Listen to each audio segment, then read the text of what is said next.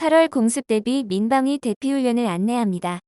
8월 20일 14시 공습 경보가 발령되면 학생들은 선생님의 인솔하에 3층 체육관으로 대피합니다.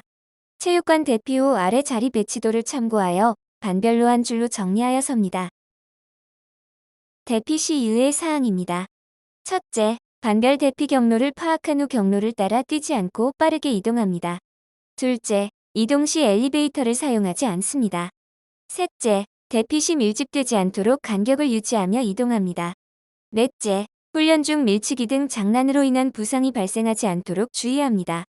마지막으로 대피 중 온열 질환 증상이 나타나면 즉시 선생님께 알려 응급처치를 합니다. 많은 인원이 참여하는 훈련이므로 안전사고가 일어나지 않도록 학생들은 질서 있게 임해주시기 바랍니다. 다음은 반별 대피로입니다. 학급별 대피로를 파악하여 이동해 주시기 바랍니다.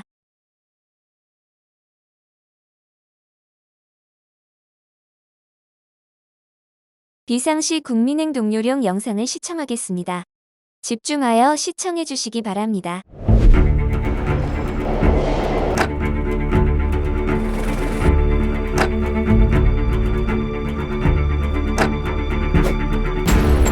실제 공습 경보를 발령합니다. 국민 여러분께서는 즉시 가까운 지하시설이나 대피소, 건물 내로 안전하게 대피하시고 TV, 라디오, 문자 등을 통해 전달되는 민방위 경보통제소의 안내에 따라 행동하시기 바랍니다.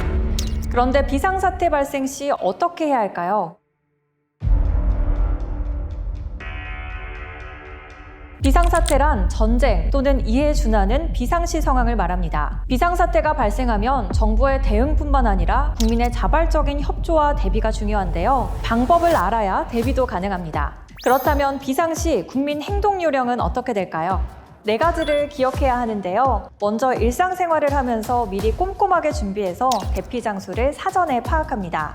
대피소는 네이버 지도, 티맵, 카카오맵을 통해서 확인이 가능합니다. 민방위 대피소를 검색하고 가까운 대피소를 찾아서 선택한 후에 길찾기로 위치를 확인합니다. 생존 배낭에는 생수, 간편식, 손전등, 상비약, 라디오와 건전지, 화장지와 물티슈, 화생방 방독면, 마스크나 고무장갑, 장화, 비닐봉투 등을 미리 챙겨놓습니다.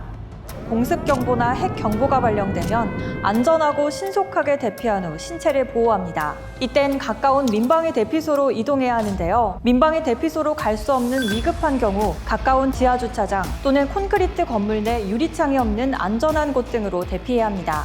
화학 무기 공격으로 화생방 경보가 발령되면 대피 방향이 중요한데요. 건물 내에 있다면 높은 곳으로 이동해서 외부 공기가 차단되는 곳에 대피하고 외부에 있을 때는 화학 무기에 오염된 지역으로 바람이 분다면 바람의 반대 방향으로 대피합니다. 만약 오염된 지역에서 내가 있는 곳으로 바람이 불면 바람이 불어오는 방향의 좌측이나 우측으로 대피해야 합니다.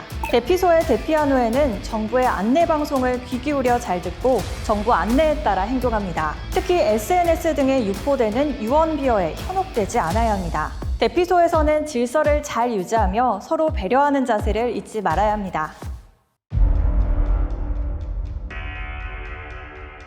민방공 경보는 화생방, 핵무기를 포함한 적의 항공기, 유도탄 또는 지상이나 해상 전력에 의한 공격이 예상되거나 공격 중일 때 그 사실을 국민에게 신속히 알리기 위해 발령됩니다. 민방공 경보 체계는 5개의 형태로 이뤄지는데요. 적으로부터 공격이 예상될 때 음성 방송과 재난 문자로 경계 경보가 발령되면 즉시 TV나 라디오를 청취하며 정부의 안내에 따라야 합니다. 어린이와 노약자는 미리 대피소로 대피하는 것을 권장하고 생존 배낭 등 비상용품을 미리 챙겨놓습니다. 화재에 대비하여 가스는 차단하고 전기코드 분리하고 야간에는 전등을 끄고 불빛이 밖으로 나가지 않도록 차단해야 합니다. 극장, 운동장, 음식점 등 사람이 많이 모인 곳에서는 영업을 중단하고 손님들에게 경보 내용을 알리고 순차적으로 대피시켜야 합니다. 다음으로 항공기, 미사일 등 적의 공격이 임박하거나 진행 중일 때 사이렌과 음성방송, 재난문자로 공습경보가 발령됩니다. 사이렌은 1분간 울립니다. 대피는 가까운 지하시설 또는 유리창이 없는 건물 안으로 들어가야 합니다. 대피할 때는 화재 또는 단전이 있을 수 있으니 엘리베이터보다는 계단을 통해서 이동해야 합니다. 차를 타고 이동 중에는 도로 오른쪽에 차를 세우고 키는 차에 놓아둔 채로 가까운 민방위 대피시설 또는 지하 공간으로 신속히 대피합니다. 적의 화생방 공격이 있거나 예상될 때는 음성방송과 재난문자로 화생방 경보가 발령이 되는데요. 이때는 화생방 방독면과 마스크, 수건 등으로 호흡기를 보호하고 외부 공기를 차단할 수 있는 높은 층의 실내 공간을 선정하여 대피합니다. 핵 폭발이 일어나거나 예상될 땐 사이렌과 음성방송, 재난문자로 핵 경보가 발령됩니다. 이때는 최대한 가까운 지하시설이나 화장실 등 건물 내 유리창이 없는 안전한 곳으로 대피해야 합니다. 핵 폭발이 발생하여 섬광을 보더라도 몇 초 이내 가까운 지하로 이동하거나 핵 폭발 반대 방향으로 엎드리고 눈과 귀를 막고 입은 벌리고 배는 바닥에서 닿지 않게 합니다. 핵이 폭발하면 방사능이 섞인 눈과 비, 먼지 등 낙진이 상당 시간 발생합니다. 낙진으로 인한 통제구역 안에 있을 경우에는 최대한 지하 깊은 곳으로 이동하여 낙진이 안정화될 때까지 정부의 안내방송에 귀 기울여야 하며 공동대피소에서는 대표자를 선정하고 질서를 유지하여야 합니다. 통제구역이 아닌 경우는 정부 안내방송에 따라 낙진으로부터 안전하고 신속하게 대피한 후 비닐 등을 이용해 피부 노출을 최소화해야 합니다.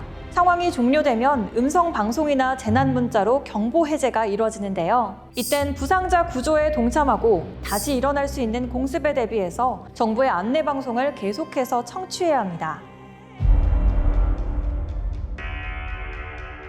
화학 무기나 방사능의 피해 시 화생방 방독면이 없다면 마스크나 물수건 등으로 입과 코를 막고 비닐 등을 이용해 피부 노출을 최소화해야 합니다.